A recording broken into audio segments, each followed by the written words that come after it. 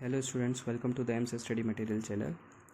सी के आज के लेक्चर में हम देखेंगे क्वेश्चंस ऑपरेटर प्रेसिडेंस और एसोसिएटिविटी के ऊपर कि कई एक एक्सप्रेशन में एक से ज़्यादा ऑपरेटर आ रहे हैं तो कौन सा पहले सॉल्व होगा और किस तरीके से उसकी एसोसिएटिविटी क्या होगी, लेफ्ट टू राइट या राइट टू लेफ्ट। ठीक है, तो सबसे पहला क्वेश्चन देखते हैं हमने लिखा a equals to b equals to c equals to d equals to 5। ये कौन सा ऑपरेटर है? Assignment operator. और असाइनमेंट ऑपरेटर की एसोसिएटिविटी चारों एक जैसे हैं, प्रायोरिटी सेम है। एसोसिएटिविटी देखेंगे, एसोसिएटिविटी असाइनमेंट ऑपरेटर की क्या है, हमने देखा था राइट टू लेफ्ट। ठीक है, राइट टू लेफ्ट मतलब उल्टा चलेंगे, तो पहले राइट वाली वैल्यू लेफ्ट में असाइन होगी। मतलब सबसे पहला काम क्या हो गया, ये 5 की वैल्यू किस में असाइन हो जाएगी? डी में। मतलब डी की वैल्यू क्या हो गई?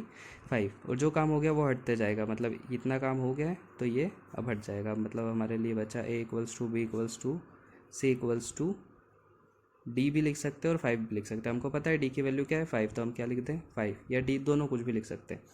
फिर वापस राइट टू लेफ्ट होगा तो सी में कौन सी वैल्यू चले जाएगी? 5। तो इसका काम खत्म हो जाएगा। क्या बचेगा? A equals to b equals to c, और सी में क्या है? 5 है। तो फिर ये वाली वैल्यू इसमें चले जाएगी बी में, तो बी की वैल्यू भी क्या हो जाएगी? 5। या सी लिख दो या फिर 5 लिख दो, दोनों में से कुछ भी लिख सकते हैं। फिर लास्ट में बचेगा ए इक्वल्स टू बी, और बी में भी क्या है? 5, तो ए में भी क्या वैल्यू चले जाएगी? 5। ये था असाइनमेंट ऑपरेटर, इसलिए राइट टू लेफ्ट चलेगा। सेकंड क्वेश्चन है कॉमा ऑपरेटर। कॉमा ऑपरेटर का कुछ कन्फ्यूज़न हो तो यहाँ से क्लियर कर लेना। कॉमा ऑपरेटर की हमने एसोसिएटिविटी देखी है, क्या है? Left to right.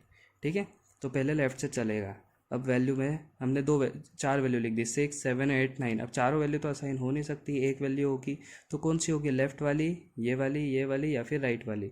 तो एसोसिएटिविटी क्या है? Left to right. चलेगा किधर से? लेफ़्ट से राइट की तरफ। तो सबसे पहले लेफ़्ट की तरफ से चलेगा, तो कॉमा ने सेपरेट तो कर दिया है। ठीक है, अब प्रायोरिटी ज़्यादा, कॉमा से ज़्यादा असाइनमेंट की है। ठीक है, तो वैल्यू इक्वल्स टू 6, तो वैल्यू में क्या असाइन हो जाएगा? 6। केवल क्या असाइन हो जाएगा वैल्यू में? 6। और ये केवल लिखे हुए रह जाएंगे, इनका कोई मतलब नहीं रहेगा। ठीक है, तो क्या असाइन हो जाएगा वैल्यू में? 6। अब थर्ड और फोर्थ क्वेश्चन है, ध्यान से समझना, दोनों में कुछ नहीं अंतर है। इसमें ब्रैकेट लगा है और ब्रैकेट नहीं लगा है। ठीक है, असाइनमेंट ऑपरेटर यहाँ से आपको क्लियर हो जाएगा, कॉमा ऑपरेटर भी। वैल्यू इक्वल्स टू असाइन करना है, ये कॉमा ऑपरेटर है और ये ब्रैकेट लगा है। ठीक है, तो सबसे पहले ब्रैकेट के अंदर की वैल्यू सॉल्व होगी। कॉमा ऑपरेटर से सेपरेट हो रहे हैं तो कैसे जाएंगे? Left to right. अब सबसे पहले लेफ्ट में क्या सॉल्व हो रहा है? एक्स इक्वल्स टू 10, मतलब एक्स में क्या वैल्यू जा रही है? 10। और जो होते जाएगा उसका काम खत्म, इसका काम खत्म। सेकंड हुआ y इक्वल्स टू 6, वाई में क्या वैल्यू आ गई? 6, इसका काम हो गया है। ठीक है, अब x प्लस वाई करना है। एक्स और वाई की वैल्यू है हमारे पास, 10 प्लस 6 क्या हो जाएगा? 16। तो ये दोनों तो खत्म हो गए, हमारे पास लास्ट में क्या बचेगा? Value equals to 16। तो वैल्यू में क्या वैल्यू चले जाएगी? 16। इसलिए बोला था कि ये लास्ट वाली वैल्यू चली जाती। वैल्यू जाएगी शुरू से, लेकिन ये कोई वैल्यू एक नहीं हो रही, ये असाइनमेंट हो रहा है अपने आप में, तो ये असाइनमेंट होके कैंसिल हो जाएंगे। मतलब यहाँ से अब इनका कोई रूल नहीं रहेगा। ठीक है, और लास्ट वाली वैल्यू असाइन हो जाएगी। अब इसमें केवल हमने यहाँ के ब्रैकेट हटा दिए, तो क्या होगा इसका answer? Value equals to x equals to 10, comma y equals to 6, comma x plus y. Comma से सेपरेट हो रहा है तो जाएगा तो लेफ्ट टू राइट। ठीक है, अब value equals to x equals to 10, दोनों असाइनमेंट ऑपरेटर कैसे चलेंगे यहाँ पे? Right to left. मतलब 10 की वैल्यू किस में चले जाएगी? एक्स में। और फिर जो एक्स की वैल्यू 10 है वो किस में चले जाएगी? वैल्यू में। तो वैल्यू की वैल्यू क्या हो जाएगी? 10। फिर इधर चला, वाई की वैल्यू क्या हो जाएगी? 6। फिर एक्स प्लस वाई, 10 और 6 16। लेकिन ये कहीं असाइन हो रहा है क्या? नहीं, तो ये केवल लिखा रहेगा। इसके लिए वार्निंग भी आएगी, कोड इज नो इफेक्ट, लेकिन कोई एरर नहीं आएगी। क्लियर है? अब असाइनमेंट ऑपरेटर क्लियर है और कॉमा ऑपरेटर भी चलेंगे लेफ्ट टू राइट और असाइनमेंट में right to left. Next question है अरिथमेटिक ऑपरेटर के ऊपर। A equals to 6 plus 4 minus 3 mod 5 plus 8 divide by 4। ठीक है, हमने देखा था अरिथमेटिक में पहले 3 ऑपरेटर है, हायर प्रायोरिटी, और उसके बाद प्लस और माइनस है। तो अब इधर तो plus minus modulo plus divide, इसमें सबसे ज़्यादा प्रायोरिटी किसकी है? डिवाइड की, मॉड्यूलो की और डिवाइड की। अब इन दोनों, ये दोनों की प्रायोरिटी सेम है, पर इनकी एसोसिएटिविटी क्या है? Left to right. तो लेफ्ट टू राइट सॉल्व होने के लिए पहले लेफ्ट में ये है तो इसको सॉल्व करेंगे। सबसे अच्छा तरीका ब्रैकेट बना लो, तो सबसे पहले इसको सॉल्व करेंगे तो क्या हो जाएगा? 6 प्लस 4 माइनस 3 मॉड्यूलो 5 करेंगे तो क्या आंसर आएगा? अगर ये वैल्यू छोटी हो जाती है तो वही रिमाइंडर आ जाएगा। कैसे देख सकते हैं हम? 3 को हमको किससे डिवाइड करना है? 5 को। तो एक भी बार डिवाइड होगा क्या? नहीं, 0 बार ही होगा। 5 0 ज़ा 0, तो रिमाइंडर कितना बचा? 3। इसलिए 3 mod 5 का रिमाइंडर कितना बचा? 3 प्लस 8 डिवाइड बाई 4। अब सबसे हाईएस्ट प्रायोरिटी का एक ही ऑपरेटर है, ये ब्रैकेट लगा दिया हमने। सॉल्व करेंगे, 6 plus 4 minus 3 plus 8 divide by 4, क्या बचेगा? 2। उसके बाद अब प्लस माइनस प्लस, सबकी एक जैसी प्रायोरिटी है, लेकिन कैसे सॉल्व होगा? Left to right. तो लेफ्ट में सबसे पहले 6 प्लस 4 क्या हो जाएगा? 10 माइनस 3 प्लस 2, फिर दोनों है, पहले लेफ्ट तो 10 माइनस 3 7 प्लस 2 और लास्ट में 9, तो ए में क्या वैल्यू असाइन हो जाएगी 9। क्लियर है। अब हमारे पास ऑपरेटर है सी इजिकल्स टू 5 बिटवाइज और 6 और बिटवाइज एंड 8। ठीक है, अब इसमें प्रायोरिटी किसकी ज़्यादा है, बिटवाइज एंड की और उसके बाद और की। ये रहा बिटवाइज एंड और बिटवाइज और, किसकी प्रायोरिटी ज़्यादा है, बिटवाइज एंड की, और एसोसिएटिविटी लेफ्ट टू राइट। तो प्रायोरिटी ज़्यादा है तो पहले तो एंड सॉल्व होगा, मतलब अगर ब्रैकेट लगाए तो 6 mod 8। ठीक है, और ये बीट वाइज है तो बीट पे काम करेगा, 6 इक्वल्स टू और 8 इक्वल्स टू को बीट बाइनरी फॉर्म में 8 बीट में कैसे लिखेंगे हम, 6 को कैसे लिखेंगे हम, 4 और 2 6, तो ये तो 1 फिर 2 4 और 8, तो ये 1 2 4, 4 और 2 6 हो गया। ठीक है, 8 को कैसे लिखेंगे हम, ये 8 वाली बीट को 1 करा और बाकी 3 बीट को 0, 1 2 4 8, ये 8 के लिए लिख दिया। ठीक है, अब इन दोनों को हमको क्या करना है, एंड मतलब दोनों बीट 1 होगी तो वैल्यू 1 नहीं तो 0, ये 0 1 0 का 0 1 0 का 0 0 1 का भी 0 और बाकी सब तो 0 है, तो इसका आंसर क्या आ गया, 6 mod 8 का आंसर क्या आ गया 0। ठीक है, अब 5 के साथ इसको और करना है। ठीक है, तो 5 को लिख देते हैं हम, ये तो 0 इक्वल्स टू हो ही गया। 5 को कैसे लिखेंगे, बाइनरी बिट में 4 और 1 5, मतलब 1 2 4 8, 4 वाली बिट कैसी हो जाएगी 1, तो 4 और 1 5 और उसके बाद 4 0। अब इसका क्या करना है, और में एक भी 1 तो आंसर 1, तो ये एक भी 1 तो आंसर 1 0, एक भी 1 तो आंसर 1 और बाकी सारे 0, तो क्या हो गया ये 1 2 4, 4 और 1 5, तो क्या आंसर आएगा 5, तो सी में क्या असाइन हो जाएगा 5। क्लियर है। नेक्स्ट 7 क्वेश्चन देखिए, ए इक्वल्स टू एक्स, अब ये रिलेशनल ऑपरेटर है, x greater than 2 and y less than 10। ठीक है, प्रायोरिटी ज़्यादा किसकी है, रिलेशनल की, फिर लॉजिकल की, या आप इसको ऐसे भी समझ सकते हो, लॉजिकल के लिए 2 कंडीशन चाहिए तो इसके आसपास ब्रैकेट लगा दो, और ऐसे भी देखो तो पहले रिलेशनल सॉल्व होंगे। ठीक है, अब हमने इसमें एक्स की वैल्यू मान ली 5 और वाई की वैल्यू 6।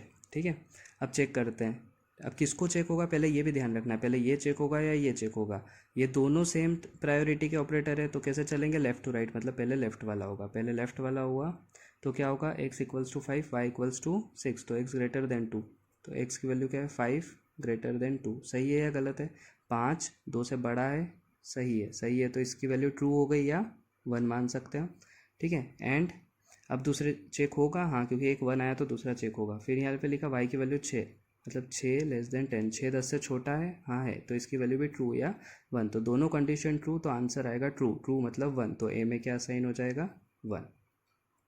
अब नेक्स्ट क्वेश्चन है 5 बिटवाइज 3 और लेफ्ट शिफ्ट 2। ठीक है, अब दोनों की प्रायोरिटी देखना है किसकी ज़्यादा है, तो हमने देखा था ये लेफ्ट शिफ्ट राइट शिफ्ट और ये यहाँ पे हमारा है बिटवाइज एंड, तो किसकी ज़्यादा है, शिफ्ट की, तो पहले क्या परफॉर्म करेंगे, शिफ्ट, पहले शिफ्टिंग परफॉर्म करेंगे, मतलब ये ऑपरेशन होगा, 3 को लिखेंगे बाइनरी में, हम 3 को बाइनरी में कैसे लिखेंगे, 2 और 1 3, तो 1 2 ये 3 हो गया, बाकी सारी बीट 0 1 2 3 4 5 6 7 8, 2 और 1 3, लेफ्ट शिफ्ट करना है 2 बिट से, मतलब ये जो 2 बिट है ये लेफ्ट शिफ्ट होके कहाँ चले जाएगी, पीछे, तो ये बन जाएगा 0 0 0 0 1 1 0 0, क्या हो गया 1 2 4 8, 4 और 8, 8 और 4 कितना हो जाएगा 12।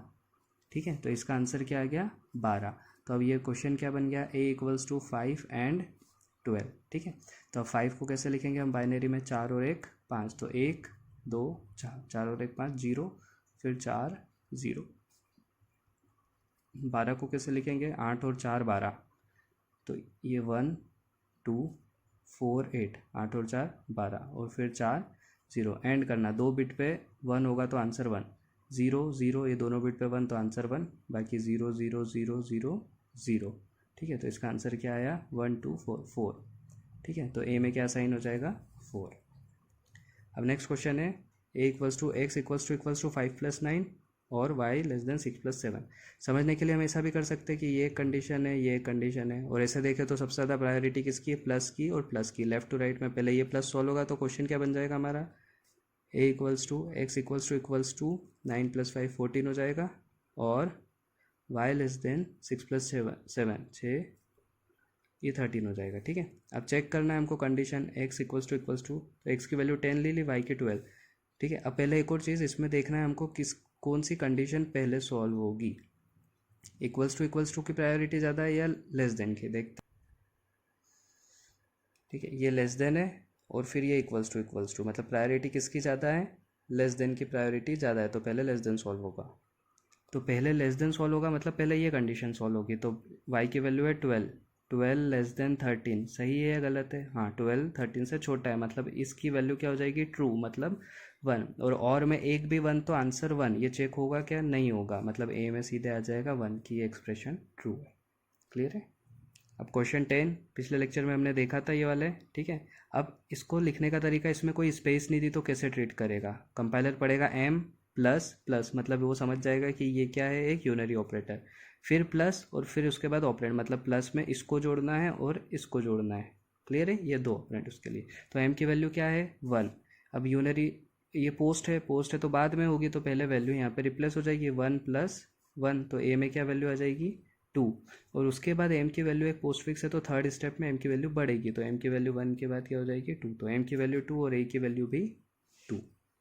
अब 11th क्वेश्चन है, इसको देखो, m plus plus plus plus plus m, मेरा लिखने का मतलब था ये वाला एक पोस्ट फिक्स और प्रीफिक्स, लेकिन कंपाइलर इसमें आपको एरर दे देगा, ये सॉल्व नहीं होगा। क्यों नहीं होगा? क्योंकि कंपाइलर ने एम पढ़ा, प्लस पढ़ा, प्लस पढ़ा, ये तो हो गया, उसके बाद प्लस पढ़ा उसने, तो उसके बाद उसको एक ऑपरेंड चाहिए, लेकिन फिर से क्या मिल गया? ऑपरेटर मिल गया, तो यहाँ पे वो एरर दे देगा। ठीक है, इसलिए हमको या तो ब्रैकेट्स में लिखो या फिर स्पेस दे दो। ठीक है, इसको हम दो तरीके से लिख सकते हैं, एम प्लस प्लस ब्रैकेट में फिर प्लस और फिर ब्रैकेट में प्लस प्लस एम, या फिर दूसरा तरीका हम इसको लिख सकते हैं एम प्लस प्लस स्पेस दे के प्लस और फिर plus plus M.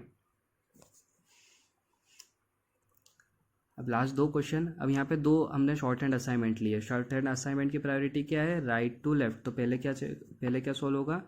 d plus equals to 8, इसको हम लिख सकते हैं d is equals to d plus 8, d की वैल्यू क्या है? 2, तो 2 प्लस 8 क्या हो जाएगा? 10, तो ये ऑपरेटर क्या बन जाएगा? c plus equals to d plus equals to 8 की वैल्यू क्या आ गई है? 10, d इक्वल्स टू 10, तो d में क्या वैल्यू चले जाएगी फिर? 10, तो यहाँ क्या लिख देंगे हम? 10, और फिर ये सॉल्व होगा तो c is equals to c plus 10, इसको लिखेंगे ऐसा, c की वैल्यू क्या है? 3, तो 3 प्लस 10 तो क्या हो जाएगा? 13, तो c की वैल्यू क्या हो जाएगी? 13। क्लियर है? और लास्ट क्वेश्चन, टर्नरी ऑपरेटर या कंडीशनल ऑपरेटर का, a की वैल्यू 5, b की वैल्यू 8। हमने देखा a is greater than 10, a की वैल्यू क्या है? 5, 5 ग्रेटर देन 10 है क्या? ट्रू है या फॉल्स है? फॉल्स है, तो ट्रू में ये चलता है, फॉल्स में ये, मतलब इसकी जगह क्या रिप्लेस हो जाएगा? 10, प्लस तो है यहाँ पे। b की वैल्यू है 8, 8 लेस देन 10, 8 10 से छोटा है, तो ट्रू पार्ट चलेगा, ट्रू पार्ट मतलब ये, और फॉल्स पार्ट ये, तो ट्रू पार्ट चलेगा b रिप्लेस हो जाएगा, और b की वैल्यू क्या है? 8, तो इसकी जगह क्या रिप्लेस हो जाएगा? 8, तो 10 और 8 18 जोड़ के किस में चले जाएंगे? d में। क्लियर है? तो ये क्वेश्चंस थे हमारे आपके लिए असाइनमेंट में 5 क्वेश्चन है। a equals to 8 divide by 6 multiply by 3 mod 2। Second question है a equals to 5 minus 8 plus 6 mod 3। Third question है value equals to 6 less than 10 logical and 5 greater than 50। Fourth question है value equals to 5 bitwise or 6 bitwise and 8। और fifth question है value equals to a greater than 5 less then 12, जहाँ पे a की value क्या दे रखी है? 10, a की वैल्यू 10। ठीक है, इसमें हिंट दे देते हैं हम, क्या है? रिलेशनल ऑपरेटर, दोनों सेम है, लेफ्ट टू राइट सॉल्व होगा, लेफ्ट टू राइट सॉल्व होगा, इनको कंपेयर करना आप, ट्रू वैल्यू आएगी तो 1, फॉल्स आएगी तो 0, और उस 1 0 के साथ इसको कंपेयर करना। ठीक है, थैंक यू।